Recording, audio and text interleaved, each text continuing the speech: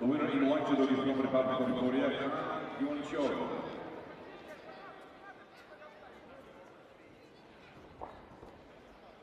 Next contest number 3.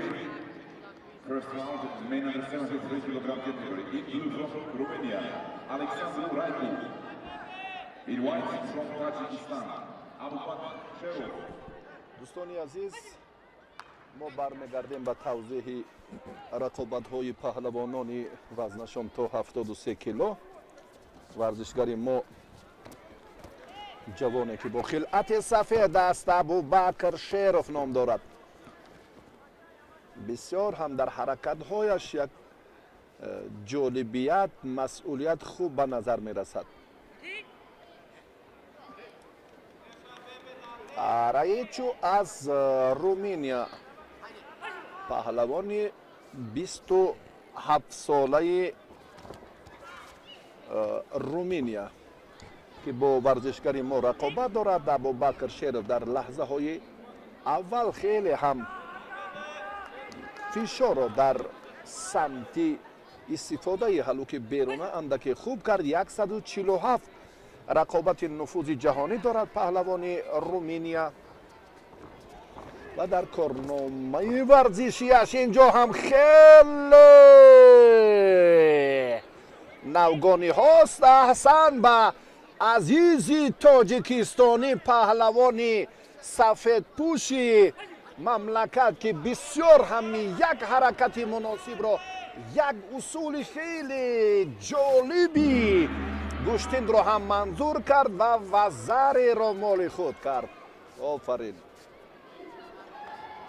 حال محمد طالبوف، جان محمد طالبوف در تربیه این چهره از شهر وحدت شروع کرده تا به پایتخت وطن محبوبمان کار را در سمت آموزش خیلی خوب برآمدند و بعدا هم تقویت مهارت این چهره از جانب دستاندرکاران فدراسیون جودوی مملکت باز هم رشد یافت و مرحله های آمادگی پهلوان امید بخش جمهوری تاجیکستان که 20 سال دارد دوام گردید و حالا خیلی خوب مهارت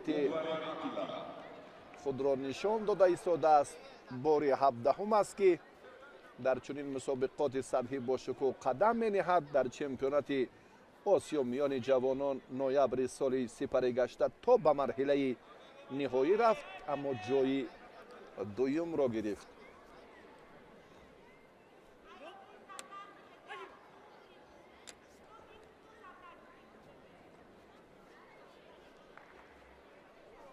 برنده جام آسیا در شهر تاشکند سال سپری شده. در جام آسیا در قزاقستان هم سال 2022 صاحب مدال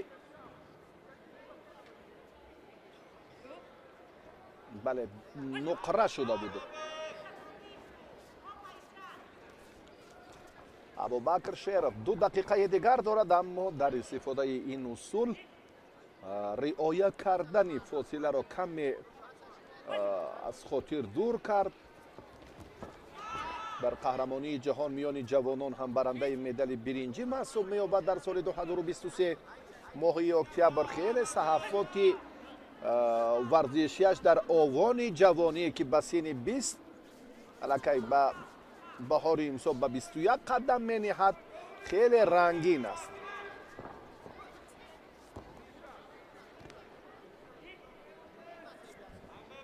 حالا هم ابوبکر برای استفاده هلوک بیرونه رجوع کرد. این اصول را بسیار در سطح بلند استفاده میکند. یک طرفه داشتن از دست راست حریف و بعدا همان کوششی که به سوی پیش توپ کارانه حرکت خیلی مناسب را استفاده کرد، منظور نمود و دیگر بار هم در این سمت رجوع کرد. شایسته تحسین است و چندین اصول ها را این چهره همیشه مورد استفاده قرار میدهد. کمربند را درست کرد. اکنون رقابت ادامه می‌یابد. 1 دقیقه دیگر партов тариқи пушноки гӯям чӣ тавре ки як ишора кард аммо комёб нашуд. дар истифодаи ин усул бояд Абубакр Шеров каме самти ҳаракат ё каме масъулият гӯем ё суратафзоиро бояд ки зам созад ки рақиб зуд ба хатогӣ роҳ диҳад. Чунин накард, комёб нашуд. Абубакр Вазариро аз даст дод.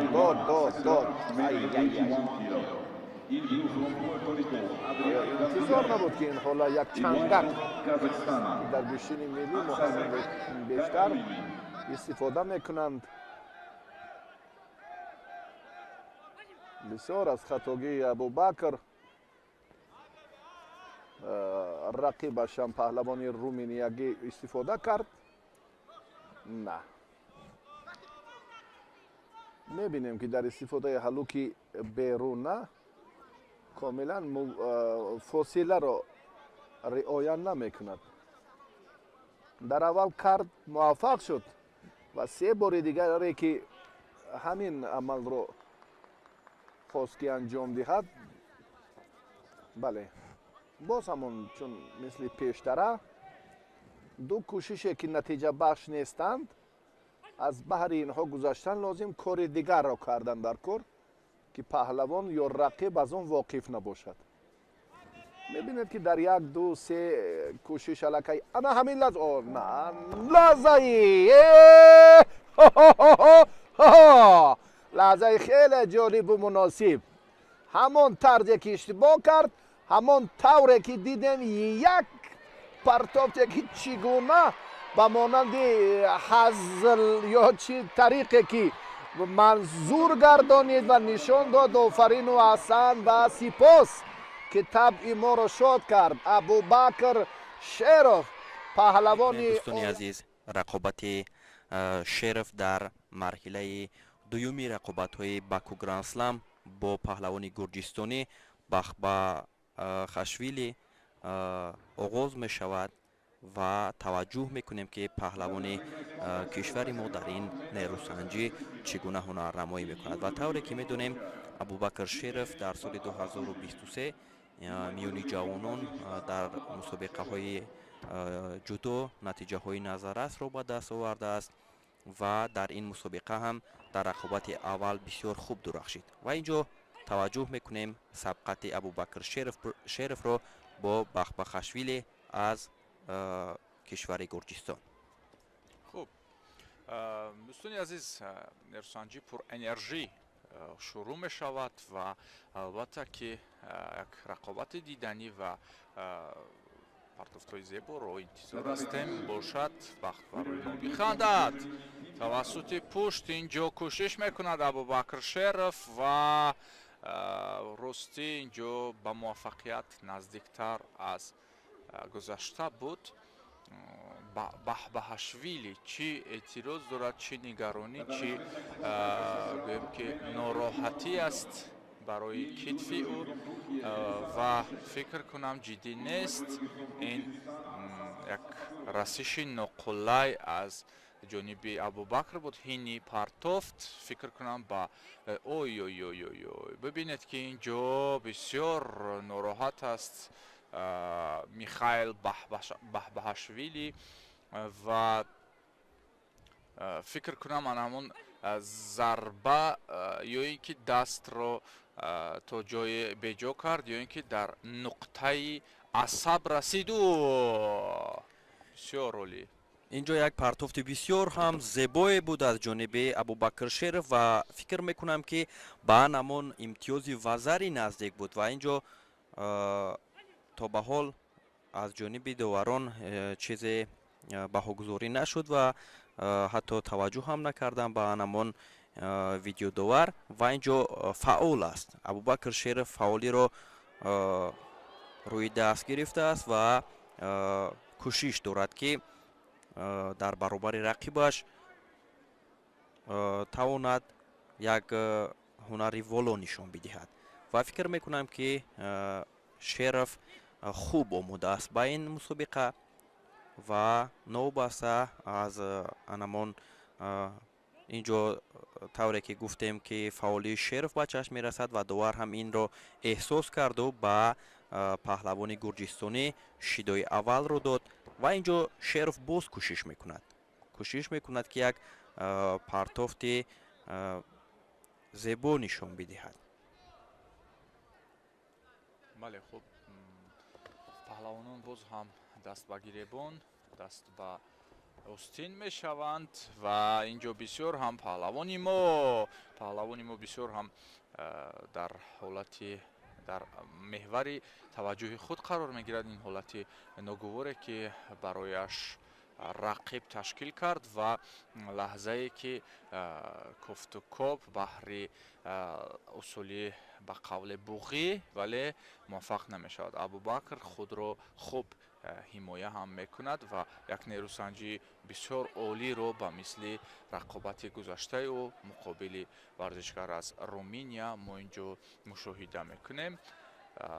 یک دقیقه و انقریب یکونیم دقیقه تا انتهای وقتی اساسی باقی مانده است و زهری رو به قید میگیرند ولی ما از سبب که بسیار هم نیروسنجی دیدنی بود ما حس نکردیم وقت چگونه تا به این قسمت آمد و رسید و زهری بسیار لحظه خوب بود ولی عقب گرفته شد. برای چی اینجا داور و زهری رو باز پس گرفت اینجا نامعین بله معما اینجا باقی میموند و اون پرتافت اولینه که شرف در انمون آغاز رقابت هم داشت اون نیز با وزری بسیار نزدیک بود و اینجا به خاطر ندرست داشتن با شرف داور شیدو میدهد و چرا که انمون پرتافت او را توجه نکردن در ویدیو داور و اینجا می توانستند که یک بار حالت تکرار رو هم نشان بدهند که چگونه بود پرتافت ابوبکر شرف. من فکر میکنم که با وزری نزدیک بود ولی که این رو داوران باز خوبتر میدونند و اینجا یک حالت بسیار هم خطرناک است برای ابوبکر شرف و او باید کوشش کند که رقیبش انمان پایش را از میان پایهای او برآورده نتواند و همین طور داور وقتی رقابت رو باز می‌دارد و رقابت از انمان از نو گوییم شروع می شود.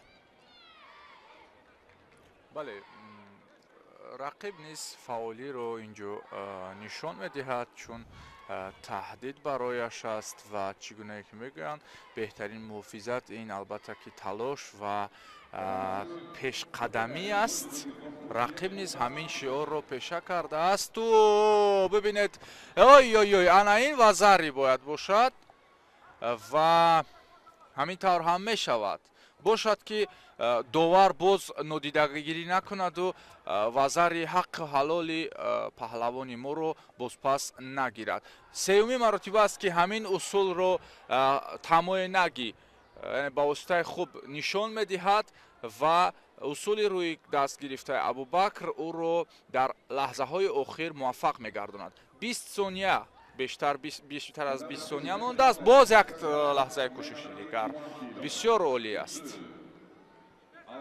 اینجا داور باز با ابوبکر شیدو میدهد و باقی نیست او میتواند وقت کشی کند و در 10 ثانیه دیگر باقی موندن انمی خیل وقت رو گوییم که به انجام رساند و غالبیت نوبتیش رو در باکو گرند اسلم به قید گیرد و اینجا تبریک میگوییم ابوبکر شرف رو چون که توانست غلبه دویمش رو در این مسابقه با قید گرفته با دوری بعدی راه یابد.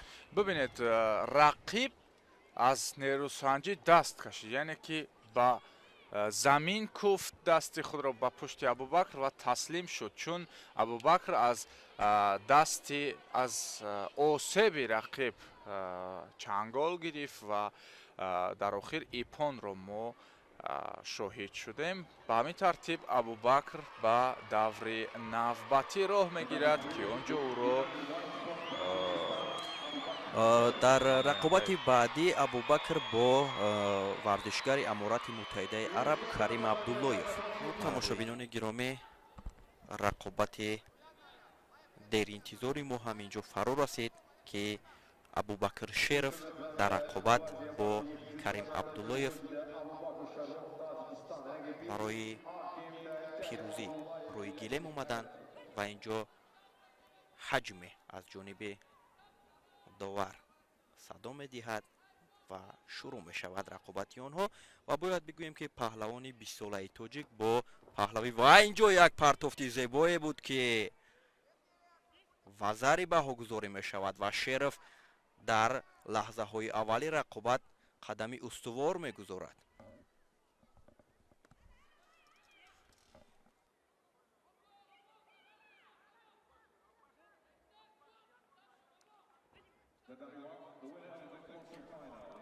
Шеров як партофти зебое дошт ки бо имтиёзи вазари баҳогузорӣ шуд ва дар анамон лаҳзаҳои аввал ҳам ба паҳлавони аморати муттаҳидаи араб паҳлавони 26 сола Абдуллаев Карим шидод дода мешавад аз ҷониби довар ва инҷо Абубакр кӯшиш дорад ки як имтиёзи дигарро бар нафъи худ анҷом диҳад ва бояд Абубакр дар ин ҷо ҳушёр бошад, зеро ки паҳлавони аморати муттаҳидаи араб ҳам дар ин ҷо аллакай кӯшиш ба харҷ медиҳад ки ҳадди ақал натиҷаро баробар кунад ва бо анамон усуле ки Шеров анҷом дод аз ҳисоби нодуруст доштан довар шидои аввалро ҳам ба ӯ тақдим намуд. кӯшиш аз ҳарду ҷониб зиёд аст ва ин як рақобати бисёр ҳам пурҳаяҷон аст барои ҳардуи паҳлавон. бояд бигӯем ки паҳлавони 26 солаи аморати муттаҳидаи араб Карим Абдуллоев дар мусобиқаҳои сайри ҷаҳонии ҷудо то ба ҳол натиҷаи назаррасро ба қайд нагирифтааст ва паҳлавони мо бошад дар ҷоми осиё миёни ҷавонон медали тилло дорад ва ин ҷо ипон баҳогузорӣ мешавад ва пирӯзии Абубакр Шеровро барояш табрик мегӯем ва ӯ ба марҳилаи баъдӣ роҳ меёбад. тавонист Шеров як рақобати арзандаро нишон бидиҳад ва ҳамин тавр ғолиб мешавад. тавре ки аз оғози рақобат қайд кардем, Шеров имконияти хубе дошт барои ба марҳилаи баъдӣ роҳ ёфтан ва дар рақобати баъдӣ ӯ бо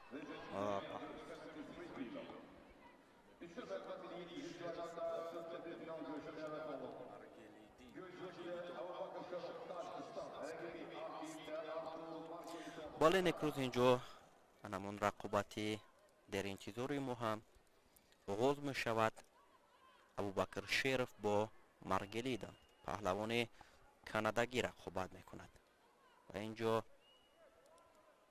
довар ҳам интизори оғоз кардани рақобат аст ва ҳаҷме мешавад. бале ва акнун рафтем ба тамошои нерӯсанҷӣ Абубакр ки интизораш будем дар марҳилаи сеюми нерӯсанҷиҳои рӯзи дуюми гранд-слами Боку.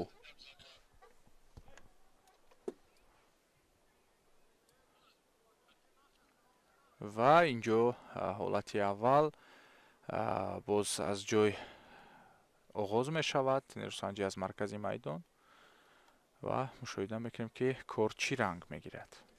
тавре ки дар рақобатҳои қаблӣ Абубакр мушоҳида кардем, ӯ бо як тайёрии ҷиддӣ ба ин мусобиқа сафарбар шудааст ва ин ҷо бо Маргелида анамон усулҳое ки дар рақобатҳои қаблиаш ба кор гирад. умед дорем ки дар ин рақобат ҳам ӯ пирӯзиро ба даст меорад. хуб, бибинед ки ин ҷо аз пушт як лаҳзаи ба қавле дар ҳолате ки партер ба назар мерасад ва ин ҷо лаҳза аз ҷои боз ҳам аввала аниқтараш аз ҳолати ист идома меёбад ва ростӣ Абубакр ин ҷо каме ҳарифро имкон медиҳад ки пешсафиро ихтиёр кунад. акнун аз ин лаҳза абубакр паҳлӯ рафта корро кӯшиш мекунад ки ба тарафи худ бигирад ва ҳаллуки навбатӣ аз ҷониби рақиб ба қайд гирифта мешавад. боз ҳам лаҳзаи қаблӣ аниқтараш партери ва бибинед ки абубакр инҷо муқовимат нишон медиҳаду худро аз анамин лаҳзаи ногувор бароварданӣ мешавад, дар ҳоле ки боз як вазари дигар аз дар ҷониби рақиб навишта гардид. бале некрӯз инҷо абубакр бояд ба рақиб имкон надиҳад ки ӯ усул анҷом бидиҳад. инҷо аллакай маргалидн бо як вазари дар пеш аст ва абубакр бояд кӯшиш бикунад ки натиҷа ба даст биёрад ва имтиёзро баробар кунаду баҳри пирӯзӣ мубориза барад. ва инҷо фаъол мешавад абубакр ва як партофти дигар ҳам аз ҷониби рақиби ӯ сурат гирифт ва шеров бояд бисёр кӯшиш кунад ва ҳушёр бошад. бале бибинед ки вазари ба исми абубакр навишта шудааст ва ҳоло пешсаф аст абубакр бо як вазари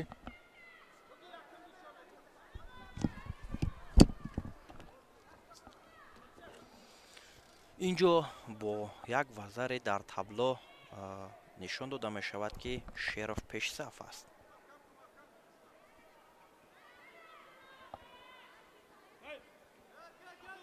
довар боз медорад рақобатро ва аз маркази майдон дигар бора рақобат миёни шеров бо паҳлавони канадагӣ оғоз мешавад.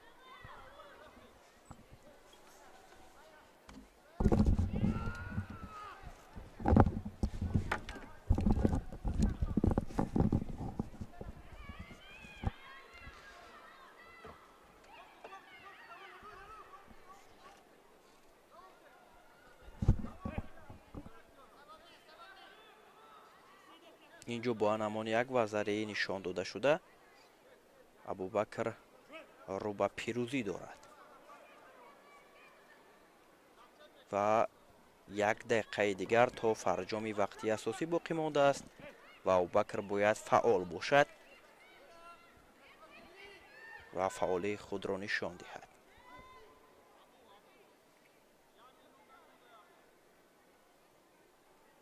довар ҳам ба ӯ ишора мекунад ки дуруст кунад либоси варзишиашро ва дигар бора ҳаҷмӣ мешавад.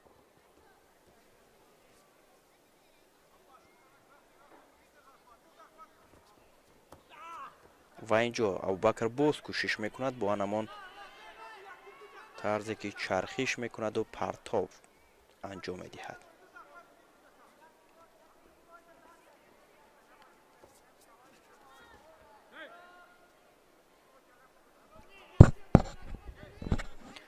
абубакр воқеан дар ин рӯзи рақобатҳо яъне дар рӯзи дуюми грандслами баку маҳорати олӣ нишон дод ва бо як вазари ва як шидо ҳамона ӯ дар пеш аст.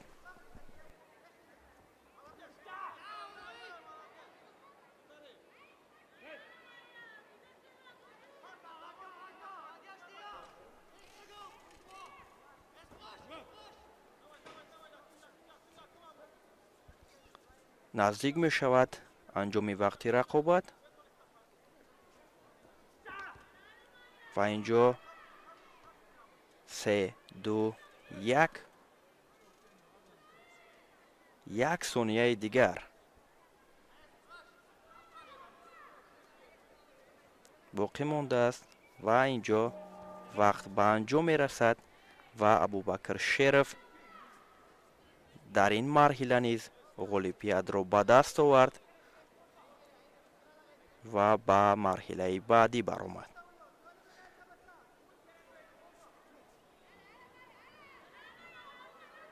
ва инҷо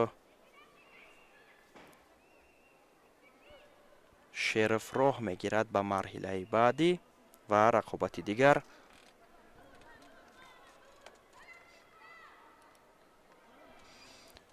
بعد همینطور تماشابینان گرامی رقابتی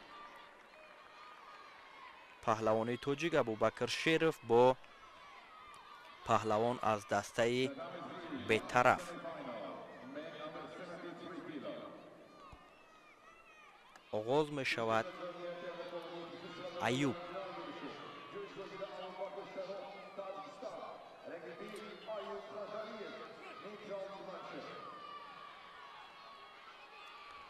همینطور آغاز گردید رقابت ابوبکر شریف با ایوب حاجی علیف از دسته بی‌طرف و یک چرخش هم بود از جانب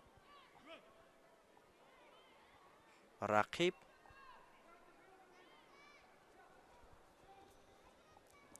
و اینجا یک پرتافت زیبا بود از جانب ابوبکر شریف و همینطور وزری بهاگذاری شد. واقعا اینجا ابوبکر هنر والا نشان میدهد و داور مرکز اشاره میکند که این پرتافت شاید ایپان باشد.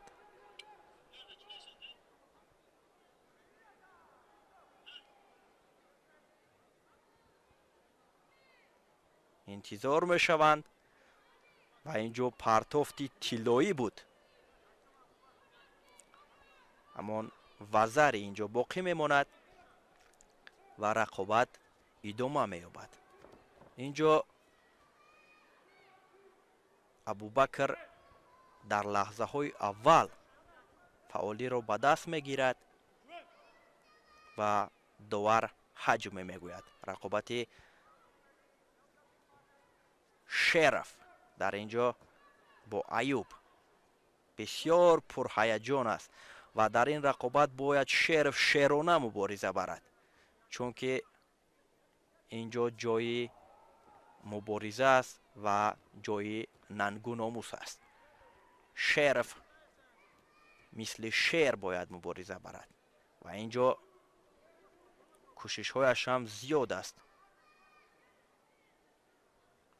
میخواهد در اینجا حریفش را در حالت اسیکو می نگاه دارد شریف و کوشش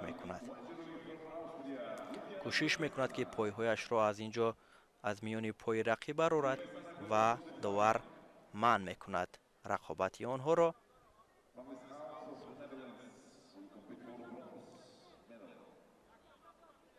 تا انجام رقابت وقت حالا خیلی زیاد است و باید ابوبکر اینجا خوب اهمیت دهد رقابت را، زیرا که رقیب میتواند. و اینجا یک عملکرد دیگر بود از جانب ابوبکر شریف.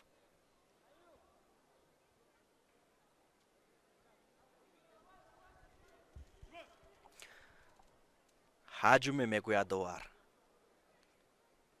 ابوبکر باید فعال باشد و با یک وزر او در پیش است و میتواند که با چنین هنرنمایی که انجام داده ایستاده است، با چنین رقابتی که دارد، اگر مبارزه را ادامه بدهد او میتواند قهرمانی بکند و به مرحله نهایی برسد.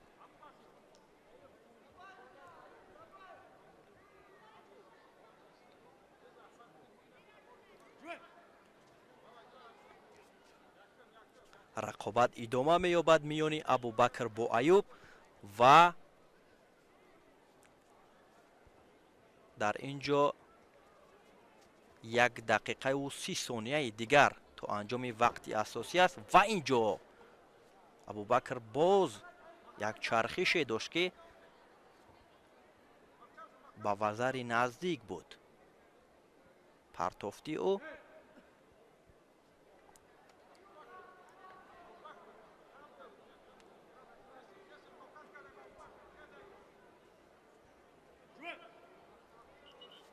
ادامه مییابد رقابت و اینجا абубакр ишора мекунад ки каме дасташ осеб дид ва шидои аввал ҳам ба ӯ дода шуд ва боке нест, чунки ӯ бо як вазари ҳамоно пешсаф аст ва камтар аз 1 дақиқаи дигар дар ихтиёр доранд паҳлавонон ва абубакр бояд фаъол бошад дар ин лаҳзаҳои боқимондаи рақобат. ва инҷо як амалкарди дигаре ҳам дошт Шеров. ҳамин хел рақобатро бояд идома дод ва абубакр бояд ин лаҳзаҳоро хуб истифода барад ва дар пеш паҳлавонон 30 сонияи дигар боқӣ мондааст ки мубориза мебаранд ва инҷо як ҳолати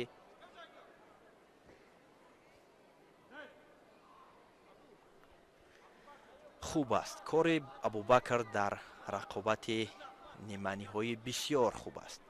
20 сонияи дигар ба пирӯзии абубакр боқӣ мондааст ва метавонад, мо умед дорем, боварӣ дорем ки Шеров шерона мубориза мебарад.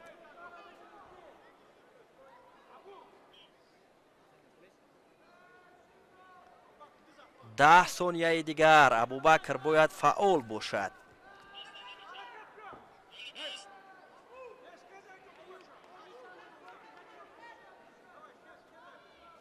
و شیدوی دوم باکن است و داور اشاره میکند که پهلوان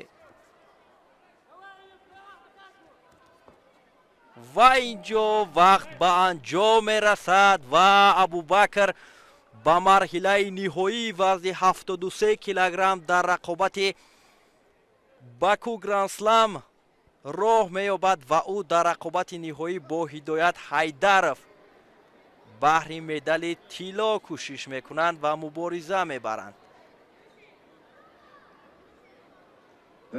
بسیار عالی، بسیار هم یک رقابت شایان داشت ابوبکر و تبریک میگوییم با کل مردم تاجیک این پیروزی را. بیننده عزیز، ما با رقابت بسیار مهم اکنون نزدیک شدیم. ابوبکر شیروف پهلوان تاجیکستانی، پهلوان 20 ساله بر مقابل حریفش از آذربایجان میزبان مسابقه که در رده‌بندی در مقام اول قرار دارد مبارزه میبرد و این هم روی تعیین نموده هر دو پهلوانان است که ابوبکر شیروف از مرحله اول رقابت ها را شروع کرد ولی حریف یک دور آزاد بود و بسیار هم رقابت مهم و تاریخی است این شام برای پهلوان تاجیکستانی. کرانکانتا از فنلاندیا این رقابت رو حکمی میکند و ما باشیم منتظر برآمدن پهلوانان هستیم. این است پهلوان 20 ساله تاجیکستانی ابوبکر شیروف، بهترین ورزشکار جوان در سال 2023 اعتراف گردید چند روز پیش و این باشد هدایت حیدروفی با تجربه از آذربایجان که قهرمان جهان است میان جوانان و البته که در قهرمانی های جهان میان کلانسالان 3 مرتبه با گرفتن نشان برنجی مشرف گردیده از 6 نشان طلایی مسابقات گراند اسلم را هم دارد هدایت حیدروف. اما پهلوان جوان ما ابوبکر شیروف بار اول در کارنامه‌اش با مرحله نهایی مسابقات گراند اسلم براید و امروز ما هم آماده هستیم برای پیروزی این پهلوان جوان. اما رقیب خیلی پرقوت است. خوب، رقابت آغاز می شود. بیننده عزیز، هدایت حیدروف از آذربایجان سفید پوش است.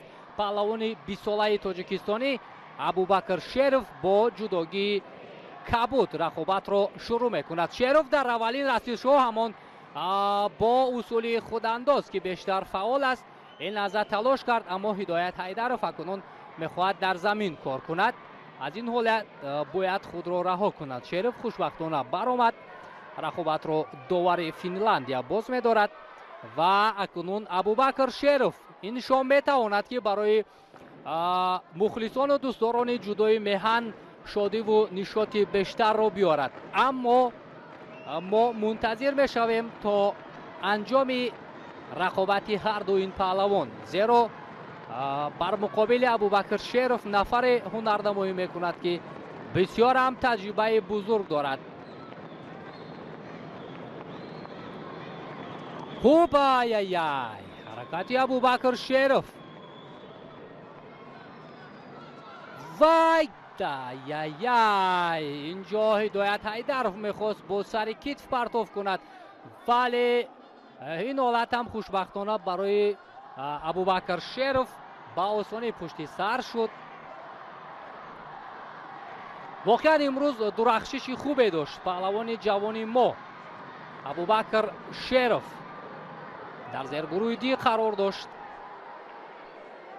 дар даври аввал Александр Райкуро аз Руминия шикаст дод. баъдан паҳлавони гурҷистониро аз садри роҳи худ бардошт. Карим Абдуллоев аз Амороти Муттаҳидаи Араб Маз аз дасти паҳлавони мо шикаст хӯрд. инҷо барои гӯшӣ нагирифтанд ба ҳарду. Шидо медиҳад довар. дар марҳилаи чаҳор якниҳоӣ Артур Маргелидон паҳлавони бисёрам бо таҷрибаи Канада аз дасти Абубакр Шеров шикаст хӯрд. омад ба марҳилаи ниманиҳоӣ. дар марҳилаи ниманиҳоӣ Абубакр Шеров Аюб Хоҷалиевро аз Федератсияи Русия ки таҳти парчами Федератсияи ҷаҳонии ҷудо баромад мекунад шикаст дод ва ба марҳилаи ниҳоӣ омад. Ҳидоят Ҳайдаров ҳам имрӯз хеле хуб дурахшид. ӯ дар марҳилаи ниҳоӣ ниманиҳоӣ ҳамватани худ Рашид Мамадалиевро шикаст дод. ҳаракати Шеров ва инҷо акнун рақобатро довар боз медорад. хуб, албатта Абубакр Шеров дар сатҳи мусобиқаҳои берун аз Тоҷикистон натиҷаҳои хуб ҳам дорад. дар қаҳрамонии ҷаҳон соли сипарӣ шуда нишони биринҷиро ба даст овард. маҳз ҳаракати ӯ буд. аммо як лаҳза зери чанголи ҳариф қарор мегирад. набояд барои ин сертаҷриба имконият диҳад. барои нигоҳ доштан дар замин бисёр мавқеияти хуб буд. аммо Абубакр Шеров ин ҳолатро истифода кардан натавонист. бисёр мавқеияти хуб буд. қаблан лат додани даст, баъдан дар замин дар ҳолати асайкоме нигоҳ доштан, аммо барои паҳлавони мо муяссар нашуд. ба ҳар ҳол то ҳамин дақиқаҳо бисёр ҳам бар муқобили ин паҳлавони мизбон ки бисёр таҷрибаи хуб дорад, паҳлавони ҷавони мо ҳунараш шоиста аст. Абубакр Шеров қаблан дар вазни 66 килограмм рақобат мекард ва вазни худро тағйир дод, ба вазни 73 килограмм гузашт. дар сулолаи Толибовҳо албатта ҳамон таҷриба касб кардааст.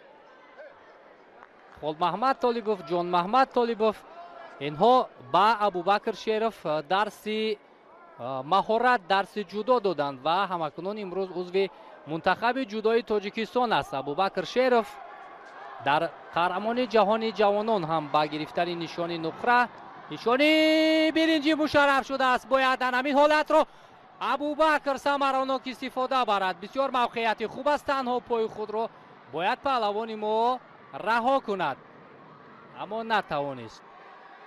Муҳаммадмурод Абдураҳмонов садо мекунад барои Абубакр Шеров. воқеан моро хеле хушҳол кард то ҳамин лаҳзаҳо ҳунарнамоие ки ҳамин ҳоло Абубакр Шеров дорад. хастаам гардидааст паҳлавони озарбойҷонӣ. мавқеият буд барои Шеров, партов ба самти қафо, аммо на.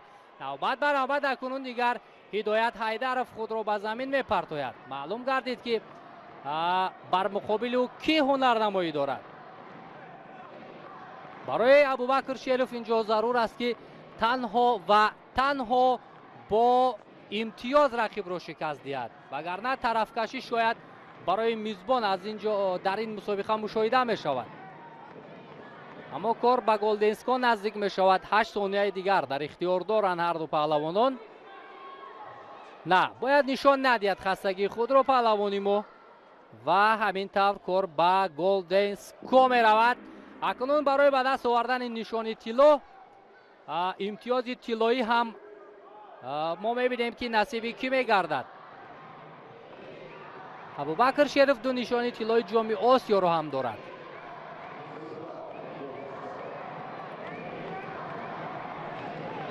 миёни ҷавонон соли 2022 ва соли 2023 ба ҳарду акнун шид омедият довар. инҷо муҷозот баробар аст. акнун як партоф инҷо лозим аст то тақдири рақобат ҳал шавад. новобаста аз оне ки шид вазариас ё ипон. ҳидоят ҳайдаров мехоҳад дар замин акнун кор кунад, вале шеров ба ӯ иҷоза надод.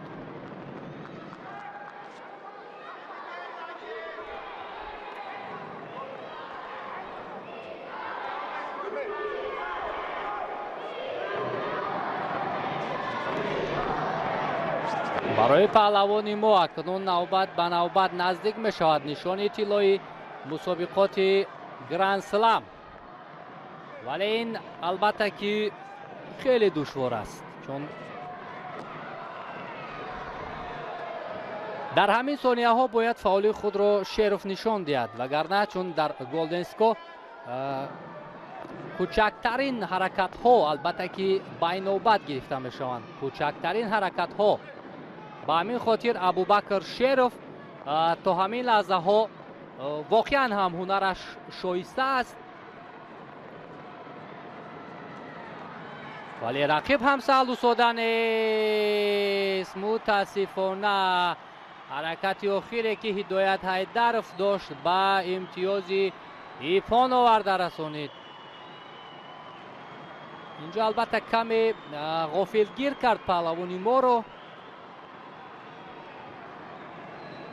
ҳидоят ҳайдаров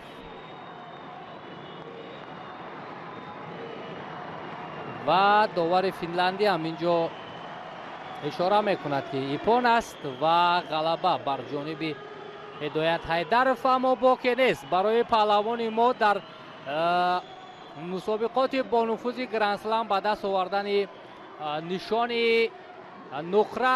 албатта ки ин дастоварди хеле бузург аст. ин ҳам бори аввал дар корномаи худ. албатта абубакр шериф бори дигар ёдовар мешавем дӯстони азиз ки беҳтарин варзишгари ҷавон дар соли 2023 унвон гардида буд чанд рӯз қабл ва баъдан сафар кард ба озарбойҷон ки албатта ҳунари шоистаи худро воқеан ҳам нишон дод. бар муқобили ҳамин гуна соҳибтаҷрибаҳо ҳамин гуна баромад кардан ин албатта як ифтихори бузург буд барои абубакр шериф. қаблан фаъол буд, аммо соҳибтаҷрибаҳо ҳама вақт як бартарӣ доранд ки ҳамин ҳоло аз ҷониби ҳидоят ҳайдаров мушоҳида шуд ва бори ҳафтум дар корномааш ҳидоят ҳайдаров нишони тиллои мусобиқоти грандсламро ба даст меорад ки ин ҳам албатта дар ватанаш дар назди мухлисон. албатта мо аз абубакр шериф умедҳои зиёд дорем. мусобиқаҳои баъди ӯро интизорем.